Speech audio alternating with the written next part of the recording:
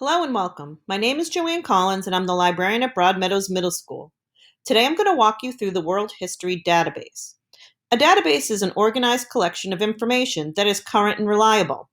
As with all the Gale databases, it's free to use. There are two ways to access the databases. The first is to go to quincypublicschools.com, go to our district, our schools, and choose the school relevant to you. Once there, head to their library homepage. The other way is by going to thomascranelibrary.org. Go to Research, click Databases. You want to search the database by subject. For this, we'll choose History. It's important to be sure you're using the best database for your purposes. As you can see on this page, there's a database specifically for Massachusetts, military, U.S. history, war and terrorism, and world history. There are different ways you can search this database. You can start by entering your search term in this window. You may be tempted to enter a long phrase or a sentence into the search window. However, you'll have much better results with a single keyword or short two-word phrase. It's important to be aware of your mechanics to selectively find articles when searching by using and, or, and not. By putting the word and between two words, it finds only those records in which they both occur, such as France and suffrage. By putting or, you'll be searching for synonyms, such as cloning or genetics.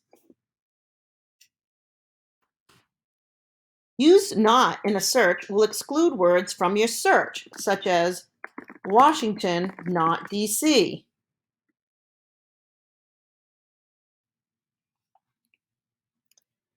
Once here, you can further filter your results over here by document type, by lexile, content.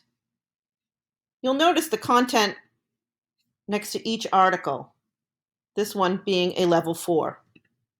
Choose the article that works best for you.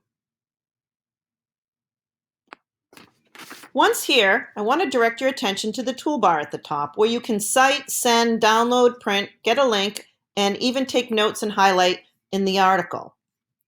First, we'll start with citing your source. When you click on this, you can choose MLA, APA, or Chicago.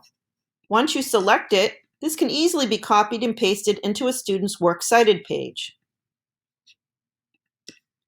Send, you can send this directly to your Google Drive account. Download, print, get a link. The URL up here will not bring you back to this page. Clicking on Get a Link will allow you to select and copy and paste this into a document so that you can later come right back to this exact article. And then you're able to take notes and highlight in the article. The green box at the top is extremely helpful if you would like to send this page to your Google Classroom for your students to read. Over here, this article can be translated into many languages. You can increase or decrease the font size of the article, and even have it read aloud to you. George Washington takes the oath of office as President of the United States.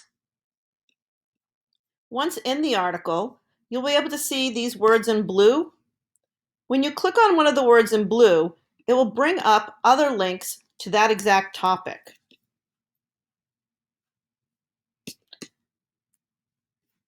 To get back home, follow the breadcrumbs. The second way to now search within this database is to go down here and browse by topic. They're broken up into different topics here, or you can browse all the topics on this page, which are in alphabetical order.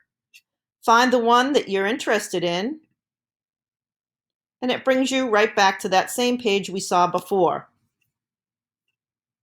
I hope you have found this tutorial helpful. If you have any questions, please don't hesitate to contact any of the middle school librarians, as well as the librarians at the Thomas Crane Public Library. Thank you for listening.